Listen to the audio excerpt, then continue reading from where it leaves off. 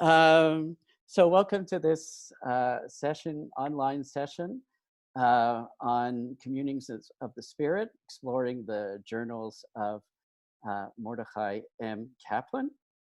This is, I think, the fifth of the sessions that we've done since this unfortunate coronavirus struck us. And I know it's been difficult times to adjust to, and there are, I guess, some positives. And I think one of the positives have been that we've been able to get together in these formats and get to see each other and to learn from each other. Um, just say a couple of general things first. A small minor point, which is just that all of the sessions that we do are recorded. That way we can then stream them afterwards. You can see them afterwards, both on our website, the Kaplan Center website, and through our Facebook page and in other places. So if you're uncomfortable being recorded, I guess you can either turn off your video if you find that that's sufficient for you, or you may want to consider leaving the session, which I hope you won't do. But the session is being recorded. Um, Other things is, for the most part, we're going to be muted other than the person who is speaking. The only so what that means is, as you're hearing Rachel and Mel speaking, and if you have things that you want to ask them, we're going to stop after Mel is going to speak first, and then Rachel is going to give a presentation. Then we're going to stop to take questions. If you want to ask a question, the neatest way to do it is to put it in the chat area, to send it in the chat area, and you can do that either by sending the message to everybody or just by sending the message to me, Eric Kaplan. It's up to you which works. And of course, during the question period times, if for some reason I'm not seeing your question in the chat area, you can also just unmute yourself and and join the conversation. Um, Today's session, as I've said already, is on the diaries. And before we get going, I just want to say that we will be using text, and I'm going to be putting the text up and sharing the screen. I apologize for the fact that we haven't circulated the text beforehand or put them up on our website, as has been the case. As some of you know, Dan Cedarbaum has not been feeling well lately, and it turns out that he actually had a ruptured appendix. And he was operated on last night, and he's doing well. I spoke to him this morning, and you can actually, if you look through the participants, you'll see that he's actually connected to our session by phone from the hospital. So we all wish him, a refuah shlema. But in terms of the Kaplan Center, we didn't have the ability to send things through our mailing list as we normally do, or to post things easily on our website. But sometime by the end of the week, when Dan will be back home, we will send the text that you're going to see today. And of course, you will always be able to access the recording of the session. The other just piece of information to say is, as you know, we had a program planned for next week with Zev Elif on the Jewish Center, which is a synagogue that Mordecai Kaplan was the founder and founding rabbi of. That was going to be a dialogue between Dan and Zev Elif, and because Dan will still be recovering then, we have postponed that session. I can't give you at this moment what the replacement date of the session is, which means that at the moment we don't have any further sessions actually actually booked. So towards the session itself, just to remind everybody that this is a program of the Mordecai M. Kaplan Center for Jewish Peoplehood, and as Dan always tells us, I'll read our blurb about us. We are organized at the end of 2010, and we're based in Evanston, Illinois, because that's where Dan, who is our executive director, is located. We are a not-for-profit organization devoted to the transformation of Jewish community through the dissemination and promotion of the thought and writings of Mordecai Kaplan and the advancement of the agenda of the Kaplanian approach to Judaism in the 21st century. The Kaplan Center's perspective is explicitly non-denominational, and you can access us through our website, kaplancenter.org. So today's session, we have really a powerhouse group of people to lead us through this material. We're going to be drawing largely from the first 2 published volumes of the Journals of Mordecai Kaplan, but as you'll see when you see the text, there are some texts that are taken from the forthcoming 3rd volume. The people who are leading us through this conversation, we're going to begin with Mel Skalton. I saw when everybody was joining that Mel is no stranger to this particular group of people. Mel, as in addition to being a co-founder and vice president of the Mordecai M. Kaplan Center for Jewish Peoplehood, he's probably the individual who has most enlightened us about the thought of Mordecai Kaplan and about his inner life and the evolution of his thought. And a lot of this comes from the work that he has done on the diaries. He has not only referenced the diaries in both his biography of Mordecai Kaplan and in his book of a couple of years ago on the thought of Rabbi Kaplan, but also through editing now 2 volumes and a 3rd one, which is coming out in October.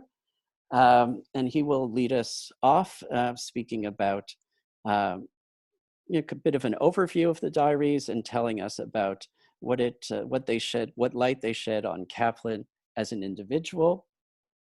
And then we'll hear from Rabbi Dr. Rachel Sabbath Beit Halachmi.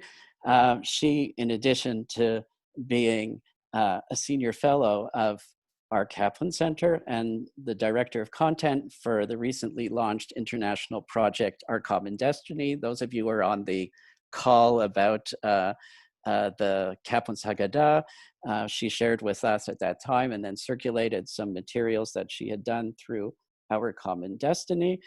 And in addition to her just being, a very deep and profound and knowledgeable thinker on these and many other subjects, she's the author of 2 forthcoming studies of Kaplan's journals, of which one of which is focused very much on Kaplan's theology as it develops during the time covered by the diaries. May I? Am I allowed to take seconds? What?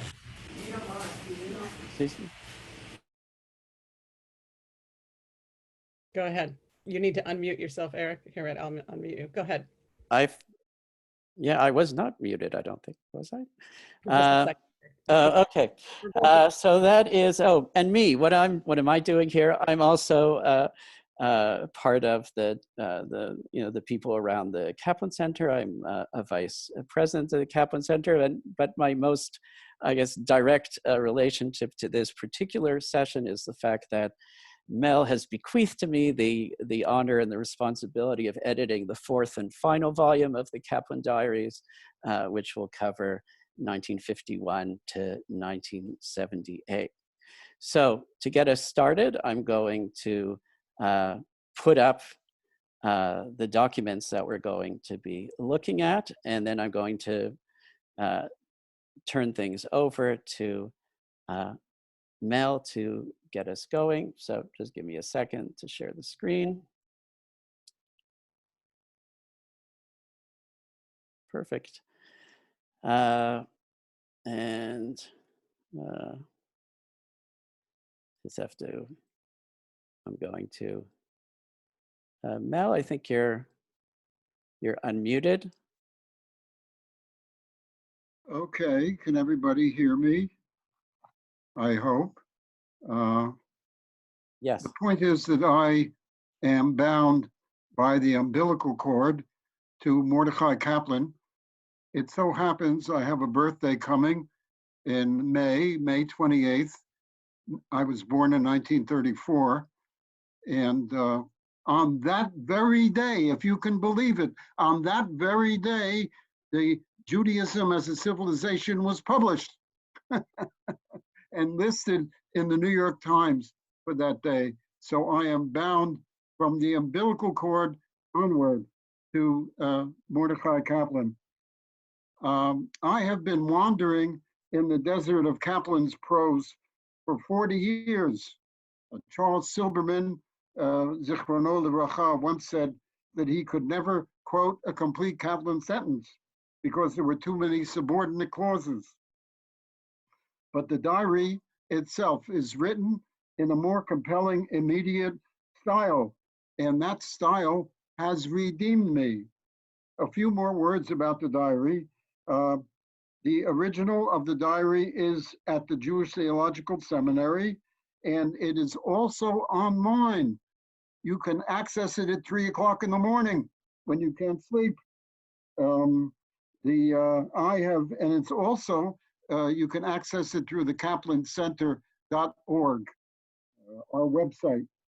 I have edited excerpts, as many of you know, in 3 volumes, published by Wayne State University Press, entitled The Communings of the Spirit. And of course, we need an advertisement, this being the United States. And so if you want to buy volumes 1 or 2 of the diary, you can go to Wayne State's website and plug in the word read, R-E-A-D, and you will get my 2 volumes at 40% discount. So the first volume runs from 1913 to 1934, and the second volume runs from 34 to 41.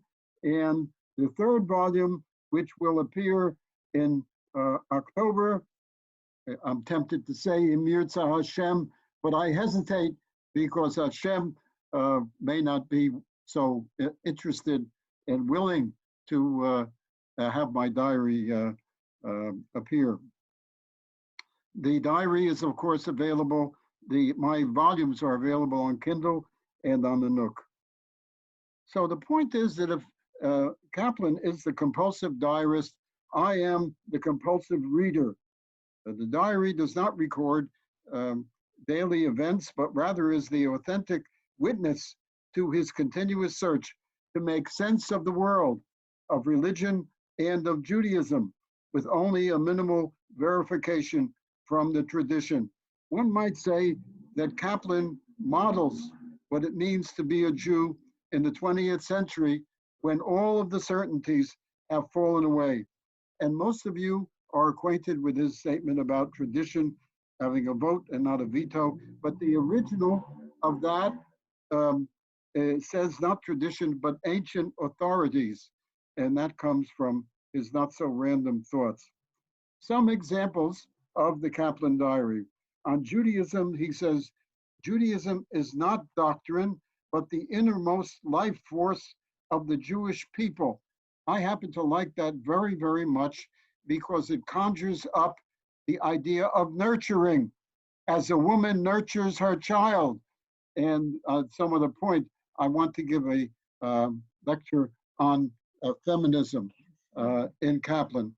As a woman nurtures her child, we should nurture the innermost life force of the Jewish people. He tells us about ritual and the time he suspended the Kol Nidre in the late 20s without telling his congregation. The SAJ, he was impatient with the SAJ and with the Balabatim, but then when he's thinking about that and is annoyed, he turns to thinking of Judaism as a civilization, and then he feels much, much better. There is much in the diary about denominational history, as when Kaplan, for example, left the seminary to join Stephen Wise at the JIR, but then after a few months, he came back. There is much, of course, on the seminary itself and all its aspects. Kaplan never left the seminary. He came to the seminary in short pants in 1893 and retired in 1963. He talks about ethical issues also and about social concerns. He talks about the place of women and the 20th Amendment, giving women the vote in 1920. He talks about admitting Black lawyers to the bar. He talks about the anti-lynching law, which he strongly supported. And he criticized the mayor of Jersey City, who opposed unions. Kaplan was a very strong supporter of unions. There are also a great many people. Yeah, I'm noticing some leaking on my Yeah. area of my sutures. There's somebody on there. It's Dan. We're going to mute him. Hang on. Mel, you're going to have to, I'm going to mute everyone and you're going to have to re-unmute yourself. Okay? Okay. Here we go.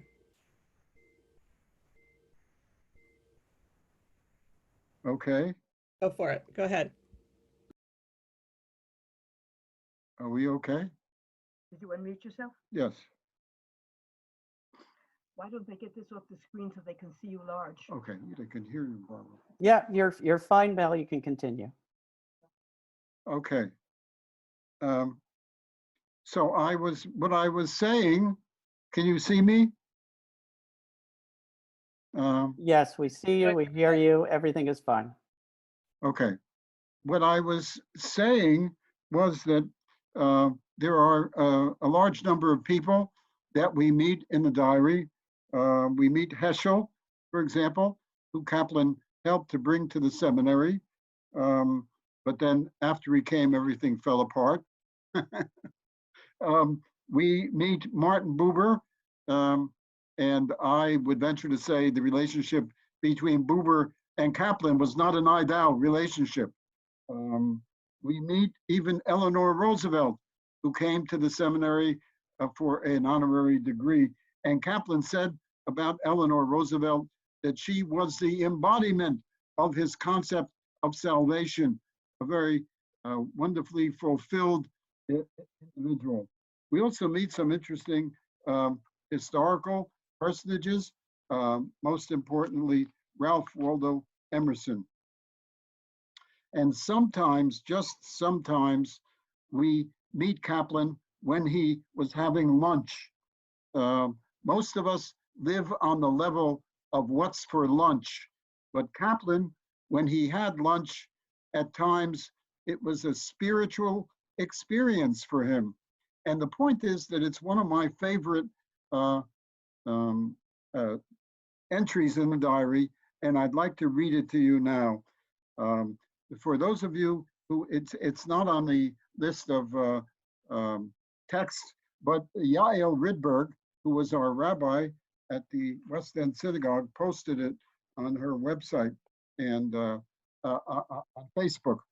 And he said the following, the lunch, this is 1930, the lunch I found at home was the ideal one for the appetite I had worked up on my walk. He walked from the seminary. It was oatmeal, porridge prepared at my suggestion, asparagus tips on toast in an ocean of cream sauce, and a cup of coffee with the dried crumbs of chocolate cake. As I sat alone and ate lunch, I said to myself, this is a fair quid pro quo. I gave the world 3 hours of homiletics, and the world, read Lena, his wife, of course, and the world gave me a nourishing lunch.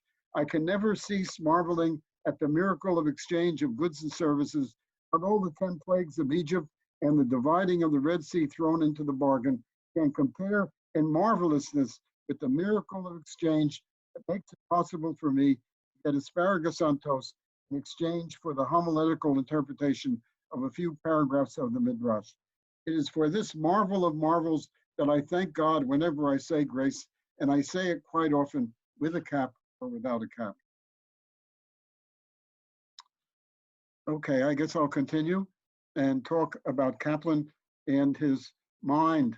And this is the first text, because it is, in a certain sense, we are inside of Kaplan's mind, and that means the diary.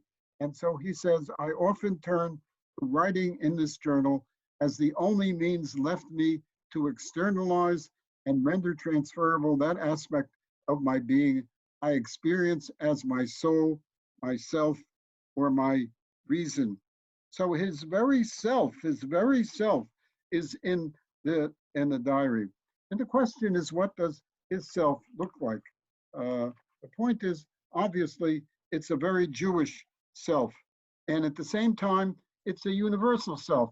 We must remember that Kaplan studied with Felix Adler, and the Felix Adler represents the universal, and Kaplan, of course, is wedded to the Jewish people, but he accepts the universal and the particular at the same time. And he gives us this very interesting statement, which is relates the universal and the particular. All life and action express themselves in the particular and take on meaning when that particular is subsumed under some universal principle. The particular without the universal is blind. In other words, when we proceed without guidance from reason and from the moral law, we are blind. The universal without the particular is empty. But if you just have the universal, that is philosophically empty, he's saying. Another feature of the diary is Kaplan's inconsistency. When we write or when we speak, it is important to present a particular point of view, a consistent point of view. The diary encourages inconsistency. I'd say, I think one thing today and another thing tomorrow. And this perfectly fits Kaplan's very inclusive mind. The diary is filled with inconsistencies. Perhaps the most glaring inconsistency is concerned with his Zionism, when his daughter, Judith, thought of making Aliyah in the late 1920s. He goes ballistic. He's very upset, and he begins to feed her anti-Zionist material from the forward. In terms of inconsistency, I think we have to say a word about God. Rachel is going to speak at length about God, but Kaplan thinks about God all the time, and he changed his concept of God more often than he changed his clothes. And there is a great value to this inconsistency. Let me call it inclusivity, because it runs from a thoroughgoing naturalism to a near supernaturalism. And whatever your belief about God, and I'm sure this will come out in Rachel's presentation, whatever your belief about God, you're bound to find something comfortable in Kaplan's writing about God. Kaplan also writes as much about the self as he writes about God. We are all the victims of the narcissistic self, but that's not what he writes about. He writes about the fully developed self, and that means a moral self. It was a lifelong interest of his. It begins in 1913, which is the opening of the diary. He was giving a series of lectures at universities, and he tells us of the substance. And he says in that first entry, the individual and his development or perfection constitute the sole aim of religion. In other words, religion is within a social context, but the individual and his development or perfection constitute the sole aim of religion. Now, Kaplan is a person. I want to read a few selections which indicate to us about Kaplan as an individual. The first selection has to do with what we ought to do, but we don't do. I don't know about you, but that certainly includes me. It's somewhat reassuring to us, to me, that we find even a great individual who has some of the same problems as we do. The other problem we have, which I think we all have, is a matter of ambivalence. The diary, as I said, contains a great deal of ambivalence, and the second selection has to do with communism and capitalism. Kaplan was attracted to communism in the early 30s. I suppose one would say he was a pinko. But the diary entries are very interesting. The first one, from the apparently little effect which all these exalted ideas about salvation seem to have upon me personally, considering how far I am from doing the best, I begin to suspect the value of these ideas. I must be reconciled to the paradox of urging something upon others which has little effect on myself. I want to read that again.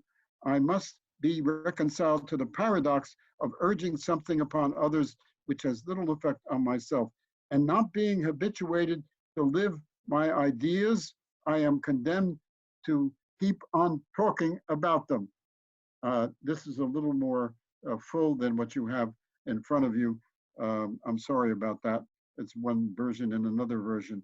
But I want to emphasize the honesty, the absolute unbelievable honesty. The second has to do with his ambivalence about communism and capitalism. It seems that the only way a man in my position can manage to exist is deliberately to split his personality and lead some sort of Jekyll and Hyde existence. Otherwise, I am likely to go insane or to be a complete failure. All this fine talk about the integrating of one's personality is mere piffle. I love when he uses those antiquated words. That doesn't mean to say that I shall not wax enthusiastic about it, but I shall do it with that part of my personality which is bourgeois and parasitic. There will undoubtedly continue to operate a certain osmosis between the two personalities in me, but I must recognize the class struggle as existing between them, not less than between the capitalists and the proletariat. I believe I shall be better off if I henceforth identify them as two separate entities, even to the extent of naming them as though they were two distinct persons. I shall call the one Mordecai, the old Adam, and the other Menachem, the regenerate me. Mordecai is a liberal bourgeois. Menachem is an out-and-out communist. Okay, that's my presentation, the first part of it. Thank you. All right, thanks, Mel. And just to remind you, before Rachel takes over to talk about Kaplan and theology, that we will take questions after Rachel speaks. The easiest way of handling this is if you use the chat area to send the questions. Either you can send the question to everyone, or you can send it just to me, Eric Kaplan. It doesn't matter because I will see it. Either way. As we shift back here for a second, I'm just going to I have to just to make Rachel a co-host again, I'm going to stop sharing these texts temporarily,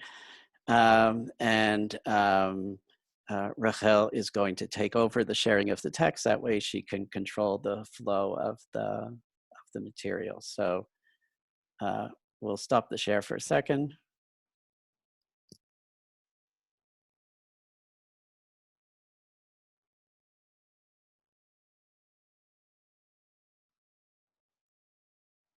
Hopefully everyone can see the texts.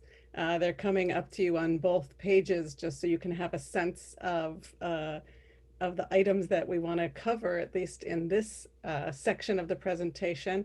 And let me begin by thanking Mel, who's been my teacher from afar for many years. And also, although I come to this really rooted in another denomination, the argument that I have made and make whenever I teach and write about Kaplan is that, in fact, Kaplan's thinking has had an incredible impact at the core, at the foundations of the development of Reformed theology to some degree, but certainly on how all of liberal Jews understand Judaism and Jewish peoplehood, often not giving Kaplan the kind of credit that I believe is due him. So what I wanted to do with all of us today is to reroute us back into some of the ways in which Kaplan's thinking was evolving. And as Mel said and has taught on many occasions, there clearly is a constant evolution of Kaplan's thinking on many things. And as Mel said, I want to just reiterate that if you read the diaries, as many of you have, there is a constant dialogue with himself about God, with God, about the views of others others' views of God. And what I'll share at the end also is going to be a fun way in which one of the great Reformed theologians who was much more theocentric than Kaplan, namely Rabbi Professor Eugene Borowitz of blessed memory, what his critique was of Kaplan's theology in a way that I think you'll find interesting. So if you can see the texts, hopefully you can just give me a thumbs up if you can see them and it's clear and easy.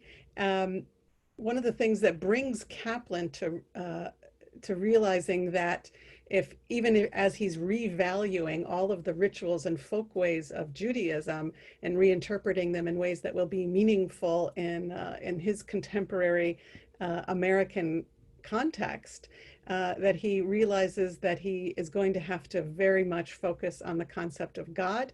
And as we know, certainly from our previous sessions, we know that the ways in which Kaplan talked about God caused enormous interest, concern, disagreement, excommunication, the full range of the ways in which, as Mel said, Kaplan really was working to bring people to find their way and maintain the rituals and folkways, and of course, of prime concern, the ethics, the core ethical concerns of Judaism. But he was reinterpreting in ways that for some made enormous sense and for others were deeply distressing. So one of the most interesting ideas that brings us to the connection between rethinking holidays and rituals and therefore God's role is his early thinking, and this is from the journal in 1934. So most of my texts all come from that period of 34 to 41. I'm focusing very directly on the second volume, and God willing, we'll reconvene in the fall when the third volume comes out to be able to focus on a different period. But as you see, he says here that the Sabbath should serve as a symbol of salvation, as the aim of life. So really, it becomes a core idea of the ways in which Kaplan's focus on the fulfillment of the individual was going to be how the Sabbath was going to function in that way. It's the synthesis of individualism and collectivism, right? The particular and the universal, we might say in terms of other thinkers, but here he's saying it's the individual and the collective that has this possibility to think about how the Sabbath and to live how the Sabbath is a symbol and an opportunity to move toward salvation. It should not be so, if you can follow my cursor, it should be so not in the sense of holding up some fixed and final conception of salvation, but rather as a reminder of what we must keep on constantly thinking and planning cooperatively if we want to know what salvation means and how to achieve it.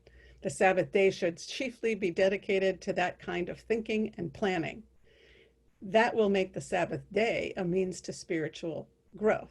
And one of the things that's so important about his thinking is the ways in which whenever he defines a concept or a holiday or an idea, he was adamant that it not be understood as in a static way, that there was nothing fixed about any of his ideas, and that they were all constantly evolving. And we see that he's actually in this section of his life, in this volume, I think there's an ongoing struggle to really constantly try to explain his ideas in a way that most people weren't thinking, right? If you define God as an idea, and we'll see how, how Borowitz does that vis-a-vis Kaplan, or you identify, the Messianic age as, as the Me'ein Olam Haba, and you have the Sabbath as Me'ein Olam Haba, taste of the next world, and you have a particular static notion of that. Kaplan found explaining his ideas, I think, somewhat frustrating. And also, I think he's constantly rejuvenated by it. So now we're going to jump more specifically to how he understood God, the concept of God. And he really puts it in the context of the holiness of life, right? From that standpoint, and this is really continuing on from that June 34 kind of thinking, that from that standpoint, the holiness of life would mean the assumption that there are elements in the universe. This is important in terms of his thinking about God. There are elements of the universe, elements in the universe, which, if properly reckoned with, are in rapport with the achievement of that synthesis, right, between the individual and the collective. And then he refers to a well-known Christian theologian, and Mel gives us the background on Wyman and his definition of God. And we know that Kaplan drew upon not only an incredible wealth and depth and breadth of all of Judaism and rabbinic literature and all of the really extensive and sometimes contradictory notions of God, transcendent, immanent, and all the different thinking about God in Judaism. Kaplan, as Mel said, was very influenced by non-Jewish thinkers, not only in the realm of social psychology and politics and literature, but also by a number of Christian theologians. And it's very interesting if you look at the development of the field of theology if you look at the definition of theology in modern Jewish thought, if you look at the theologians and how they were working, many of them were in internal and external conversation with the contemporary or relevant Christian thinkers, be it William James or later Paul Tillich, the Niebuhr brothers. Both of them, they were very much influenced by them. And here we see indication of Kaplan being influenced by another thinker, and yet criticizing that thinker's lack of capacity to really apply these ideas, right, to an expanding notion of holiness. And then he says at the end of that paragraph, where my cursor is, to be sure, the concept of God is a precipitate to the quality of holiness, right? So it's very interesting if you think about it, but as a substantive concept, it obscured the denotation of quality. How's that for a fun language, right? So Mel can say a lot more if he wants later about how Kaplan used this idea to say that you need right holiness in order to experience God, and that God is also the beginning and end of holiness. And then Kaplan actually spends a number of pages talking about how, in fact, and we'll see that in a moment, I hope, in fact, what Kaplan is arguing about God's role in the world, right? An active role of God causing and allowing for, right? Both as the cause and allowing for, right? The power that makes for, is something that for Kaplan was not really in contrast to what he calls the traditional thinking about God, right? And in many cases, and the journals actually has a number of instances where Kaplan is teaching some medieval text or some rabbinic interpretation, and he says, but my ideas of God are not that different from X, Y, or Z text, right? And so some of his students see how very, I would say very traditional and rabbinic in thinking Kaplan is, but he's using a language that allows for different kinds of definitions, both of God, certainly of salvation, and of God as a, not as a, supernatural fixed power, but as something that can be understood in a variety of other ways in terms of what God represents. So I'm going to jump forward because I know we've had some complicated contexts. And what I want to do is jump forward to see how Kaplan now strives to define God as in metaphoric terms, right? Something that obviously we have in the Bible from the first moments, but also we have, I think, lots of indications that Kaplan is searching always, what we want to define here, really as the framework. We know that Kaplan is searching like other thinkers of the time, and those who followed him are really following in his footsteps, searching for ways to speak about God and the holy and what human beings should be striving for, right? That ultimate, non-static time of, the fulfillment of the self and the community as salvation, right? Which is really what Shabbat allows for, right? Trying to look for the terminology and the psychology and the anthropology and the religious, the spirit of the time to give more people more access, not only to religion, but certainly to understanding how the folk ways of Judaism can lead you to that fulfillment of self and community and ultimately salvation. And that, by the way, is something that he writes about later, well, actually a little bit here in this period. Kaplan really sees in American democracy the opportunity for the fulfillment of Judaism, right? Because in no other time in history in this period was there the opportunity for the Jewish community to allow for the fulfillment of the self, right? The actual self-actualization of the self and of the community in such a free environment. So America, for Kaplan, also becomes the context for salvation. So let's jump here in the text. You see the metaphoric implications that allow us to understand the sum of the forces that are God. That's my not so elegant way of trying to bring together in a phrase the ways in which Kaplan in this period seeks to understand God. One of the most beautiful, I think, liturgical early applications that he engages in that demonstrate what he's thinking is how he turns to Psalm 27, right, which we read in Elul and through the fall holidays. Let's see if, just gonna see if we can focus over here, where he's looking at how one can understand these images of God that appear in that psalm, right, where we call out to God, we remind God to protect us from our enemies, even though we've been abandoned, and ultimately, what do we want, right? We want to be able to dwell in the house of God, right, forever. And that our hearts should be strong, okay? Just to summarize that psalm for those who may not be familiar with it. So then he says it's, this is of course an opportunity to exploit its metaphoric implications. By this I mean finding equivalence in our present day ethical thinking for the various elements that constitute the experience of the psalmist, right? Thus their figure in it, and I've divided it here to help make it clear. One, the enemies, right? These should serve as a metaphor, right? This is obviously something that is going to be disturbing to other kinds of thinking about enemies in Judaism, which we know for Kaplan with the Haggadah and in other places becomes very significant. But now here, the enemies in this psalm, these should serve as a metaphor for the main causes of our fear and anxiety. Right? What are our fears? What's the enemy? And I'm conscious I'm saying this in a time where we have many of our leaders defining the coronavirus as the enemy, okay? But for Kaplan, what's the enemy? And certainly it becomes other things later, but in this textual moment, privation, sickness, failure, bereavement, temptation, disillusionment, and death.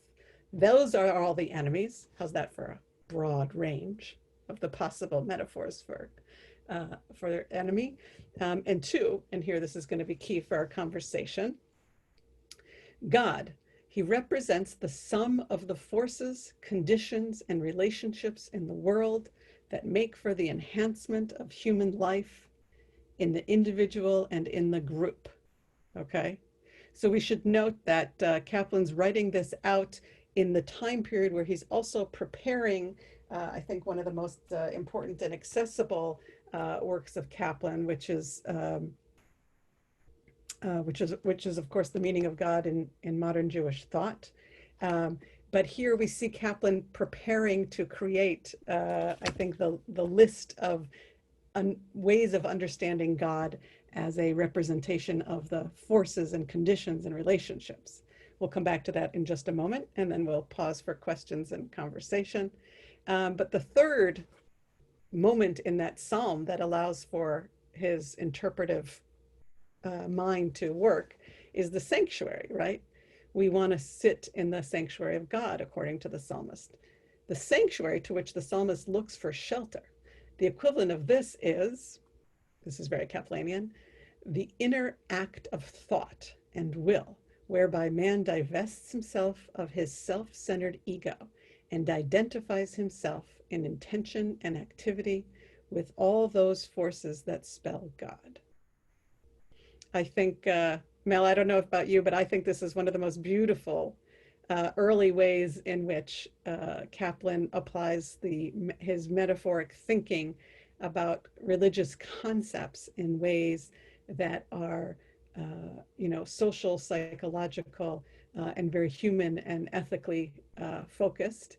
And one of the ways in which he is seeking for Judaism to be that place where the modern person can divest themselves from this self-centered ego, right, which is becoming so much a core of the American spirit, certainly at that time, and all the more so now.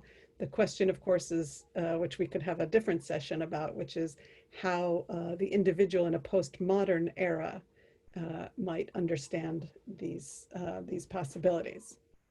And lastly, here in the next section, in this analysis, we must assume that reality is of such a nature as to help man achieve salvation, if he only knows how. This fact about reality constitutes its element of holiness. So there's an element of holiness in reality, right, that allows for a human being to achieve salvation, right? And this is really important.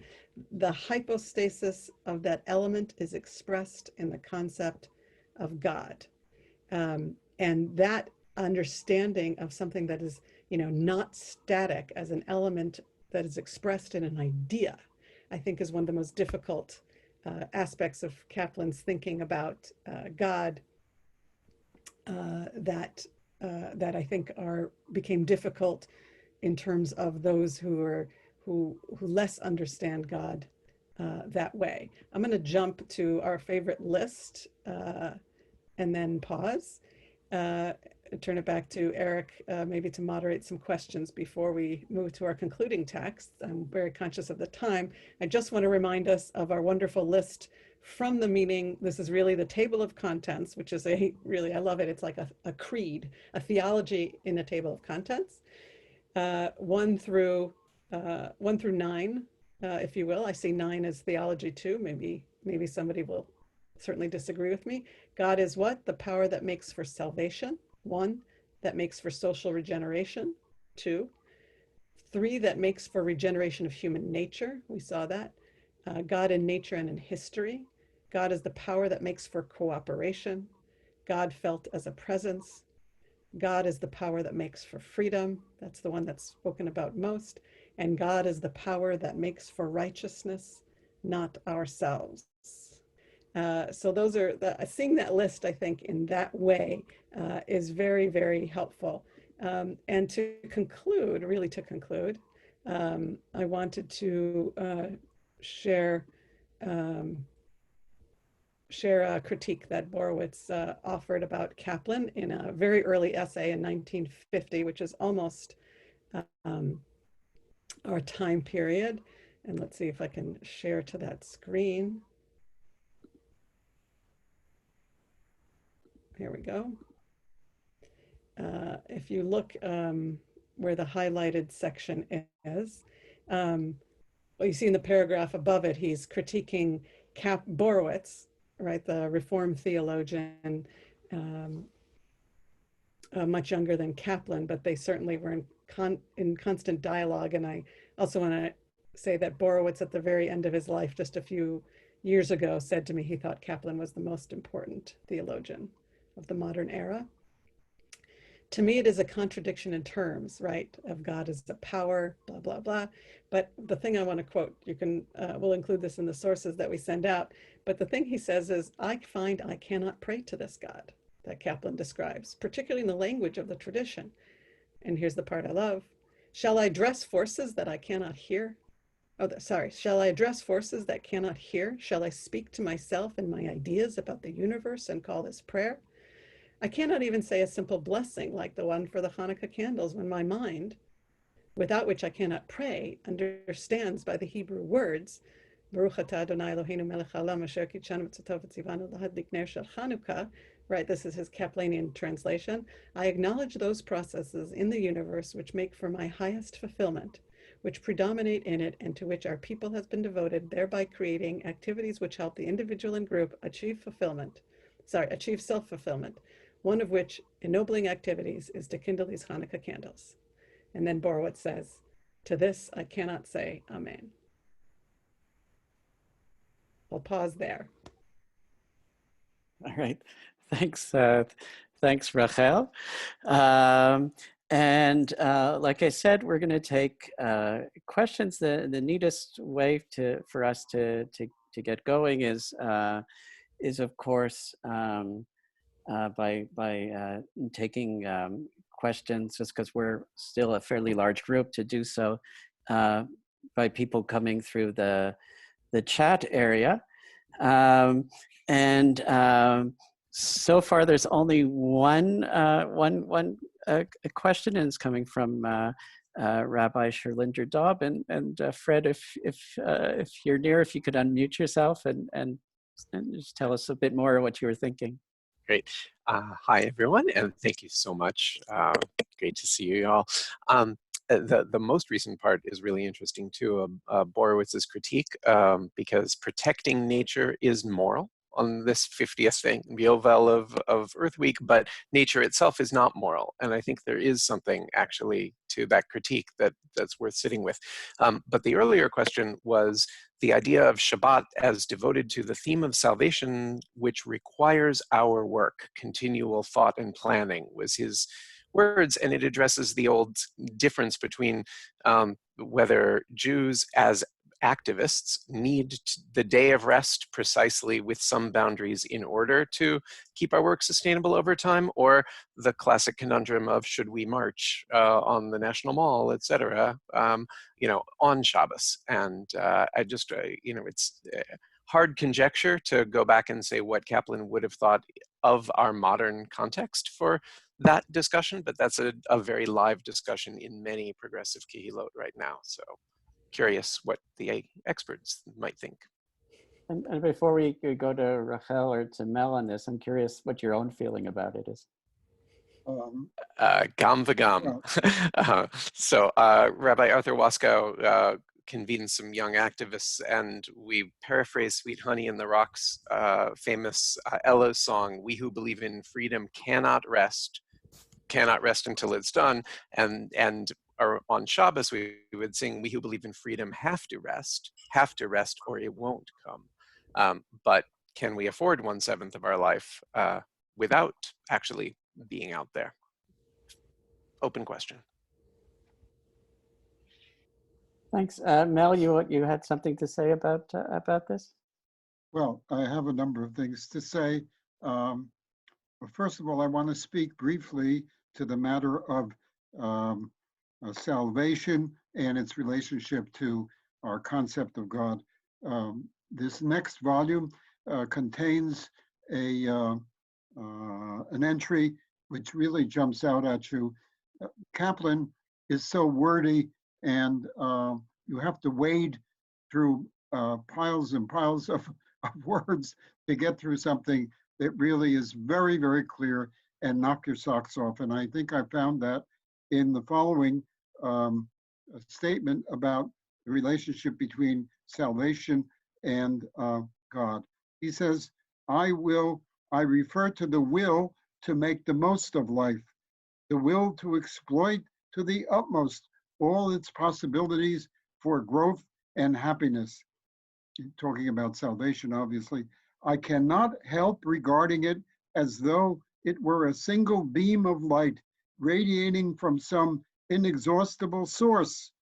That beam of light is the best in each of us. It is our personality, which he means the self. It is what we term I, the inexhaustible source of my will to make the most of life is God. I think that's one of the clearest statements. I mean, Kaplan does say other kinds of things, but that is a very, very clear statement. About the matter that Borowitz raises about praying to, I advocate that we pray not to, but for.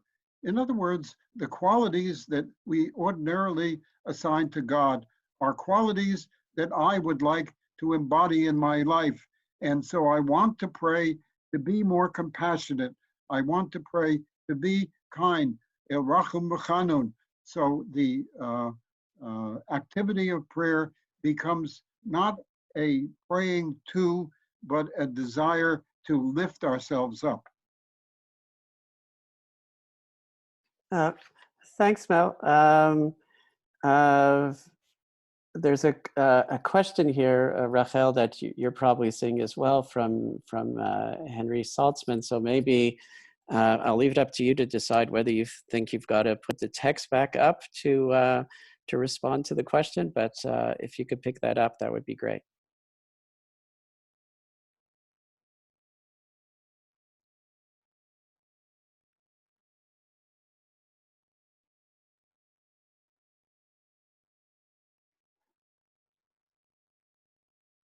I don't hear anything.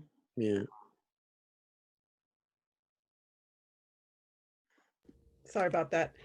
Eric, can you put those texts back up? And I'm happy to respond, although I think Mel's response was really very helpful, especially because he acknowledged that sometimes it is incomprehensible. But I just want to make sure that we're talking about the same text about the concept of God. I actually do want to turn to Mel to pull apart, pause there. The concept of God as the precipitate of the quality of holiness. Mel, in this idea of hypostasis, I turn to you because I think these are concepts that your read would be so helpful on. And I'm happy to respond as well.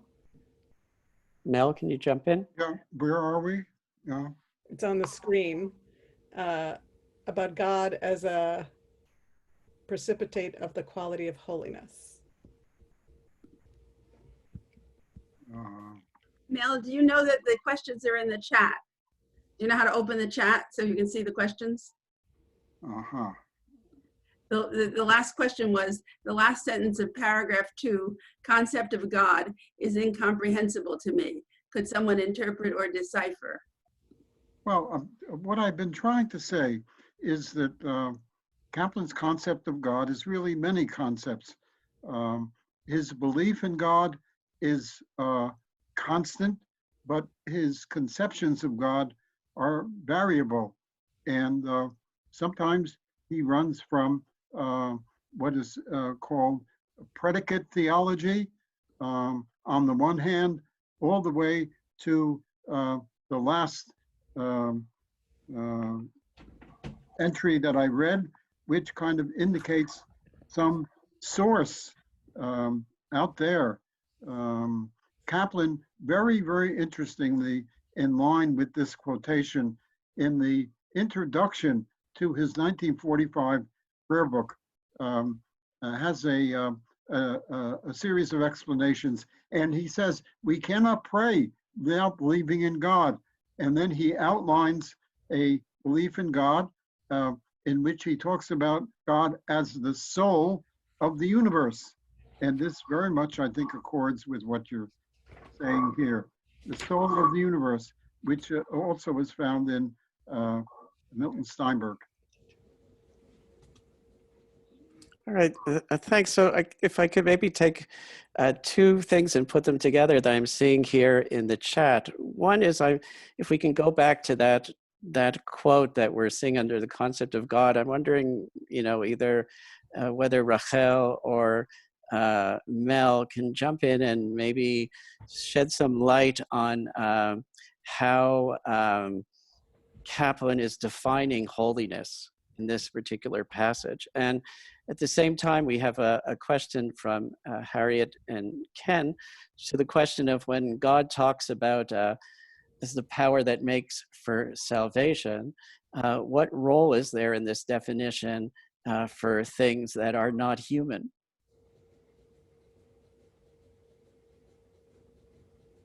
So either Mel or Rachel, if you could jump in on that, that'd be great.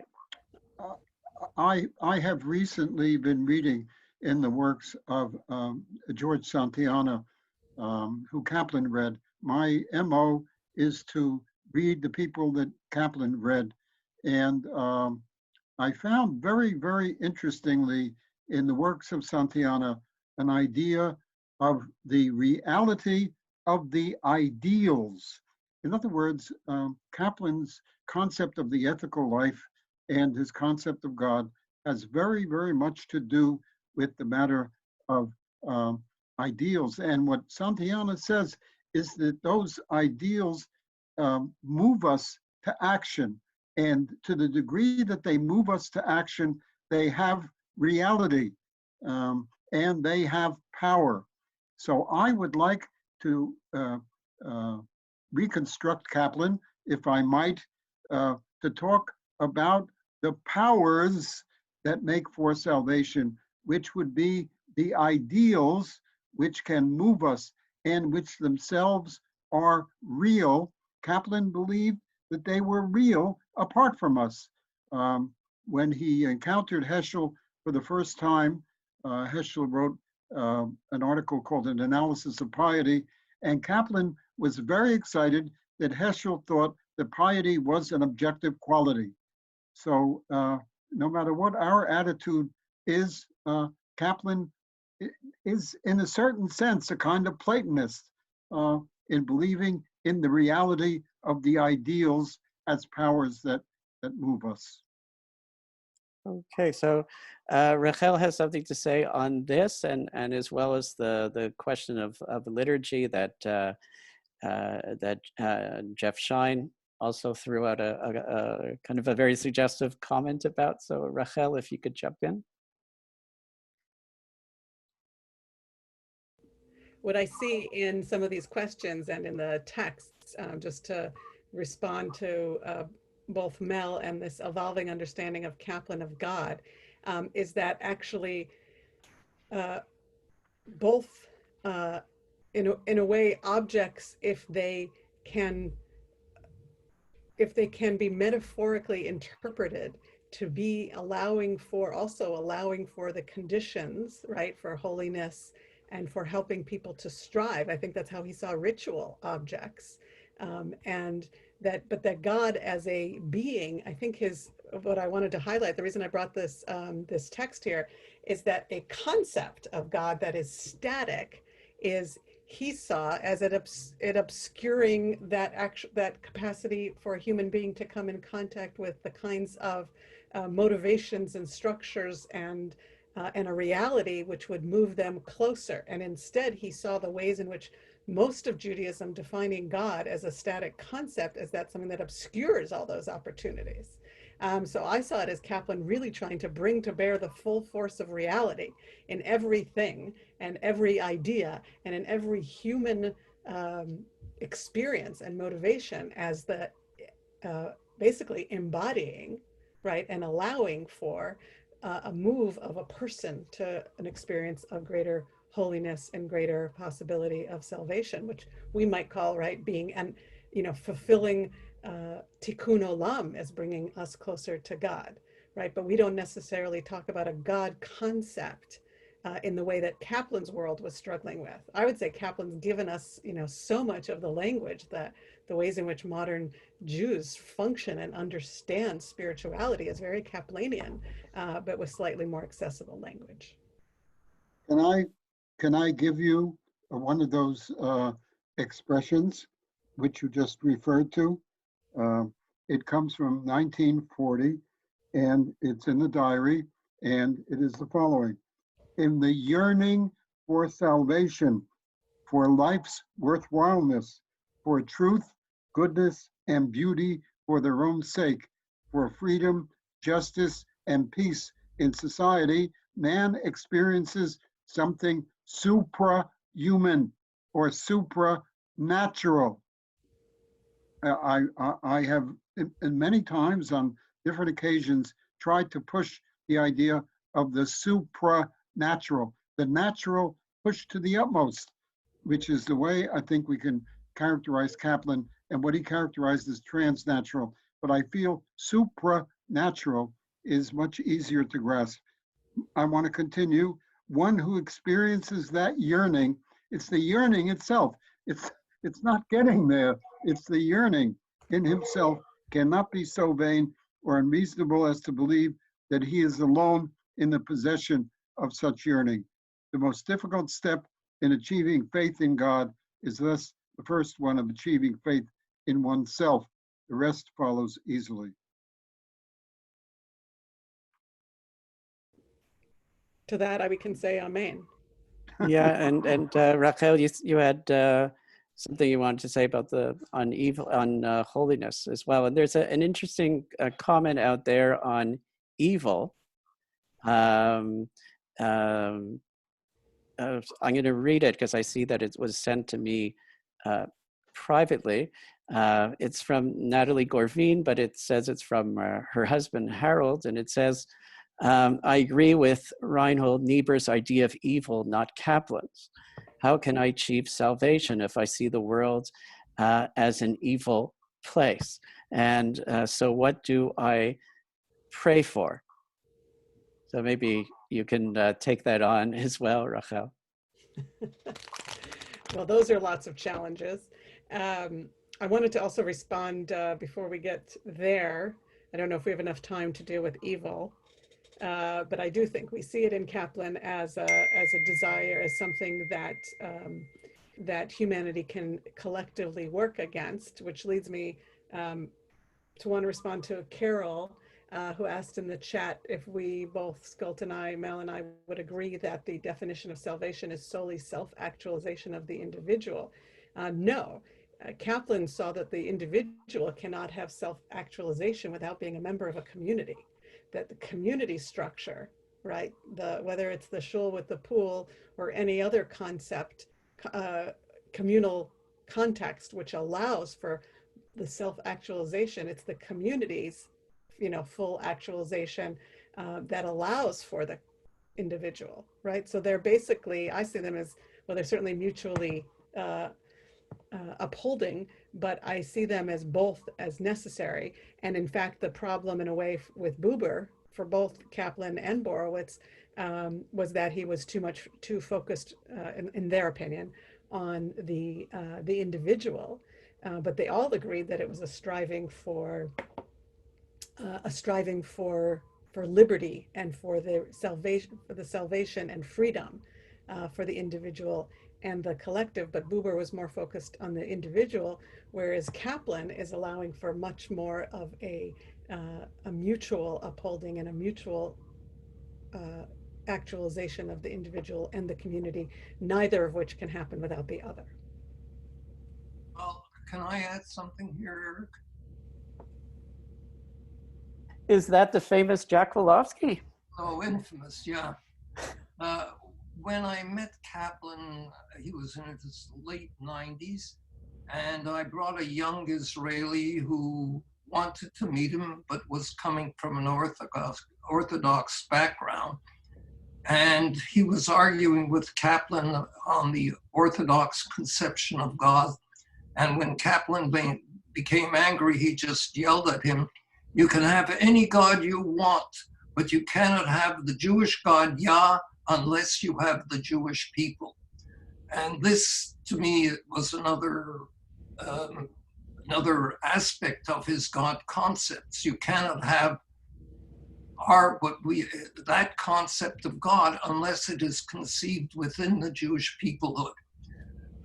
The other question I have for you, Mel or Eric, did you find anything where Kaplan reads Frankel, Man's Search for Meaning.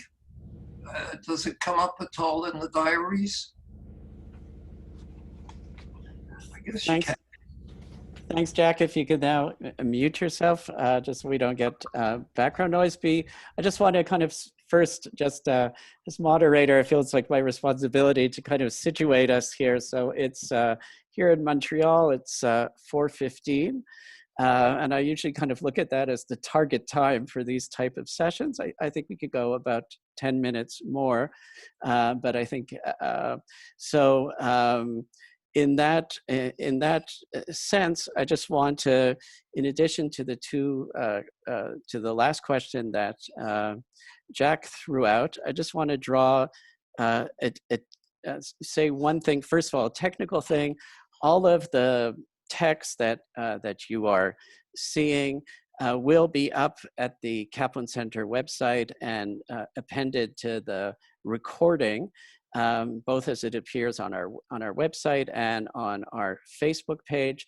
But because of the limited access that we have to the system, because Dan hasn't been able to steer it for us, we weren't able to put it up today, but our goal for sure is to get all of this material out. So those of you who are interested should, within a week, look back at the Kaplan Center website where you'll see the recording for this session, and then you'll see that the material is there. The other questions comments that we have here, and maybe that are up here, is about from Alan, from Mel's brother.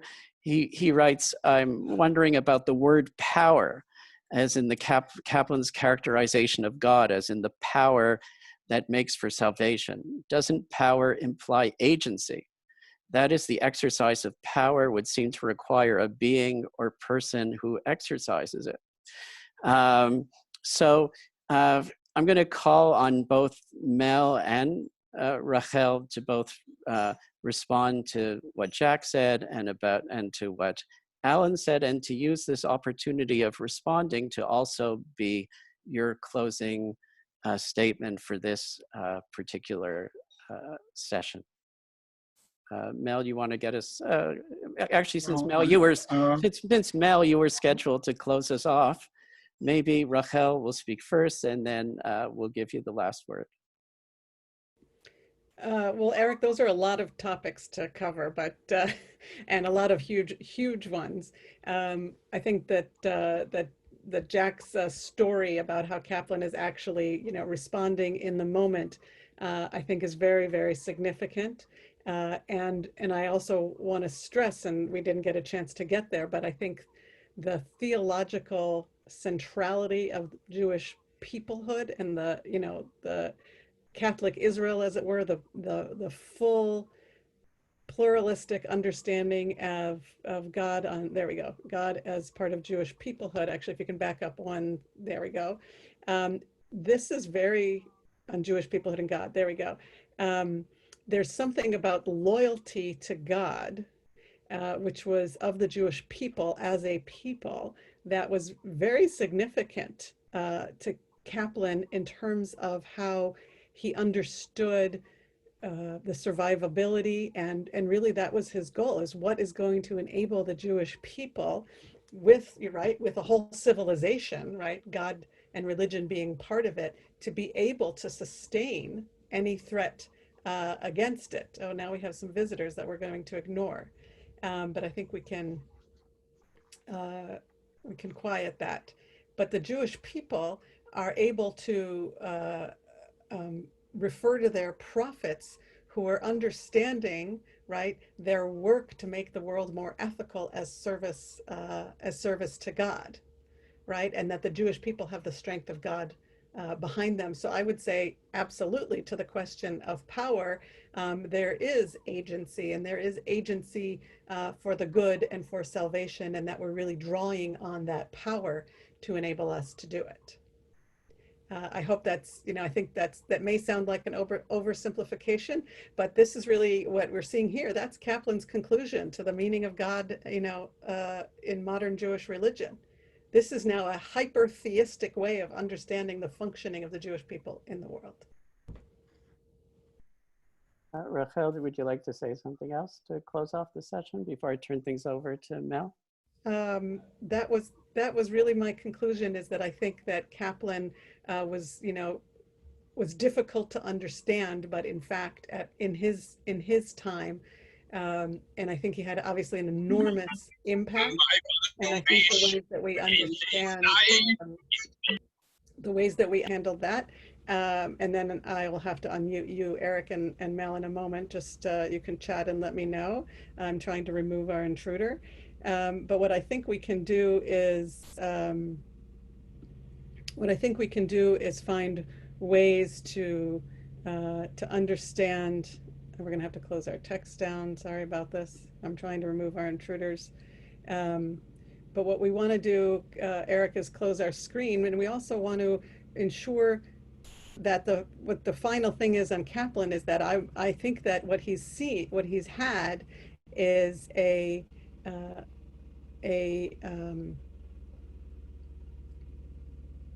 he's had the most significant impact in the ways we think about God, the ways we think about spirituality, the way we think about our role in America, and the way we think about ourselves as a people in the world, and certainly our role now with a sovereign Jewish democratic state.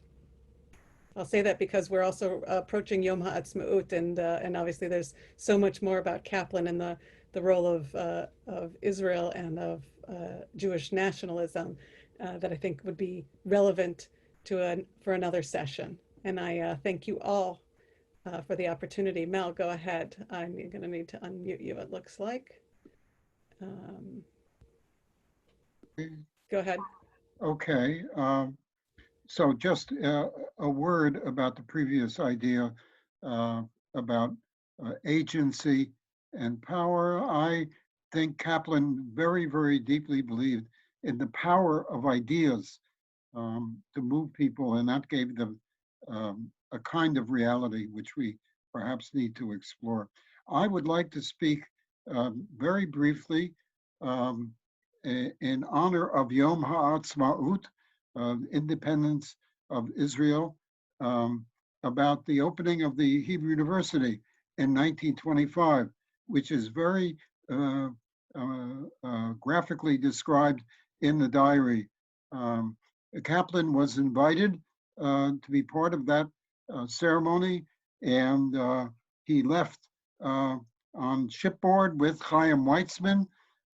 They sailed to England, where they met Joseph Hertz, who was chief rabbi of the British Empire, and met them in his rabbinic regalia, which they thought was very pretentious. They went from there to Naples, and in Naples they were met by a group of Italian Jewish, obviously, Zionists, who sang Hatikva. They came to the ship and they sang Hatikva, and Kaplan mentions that he cried.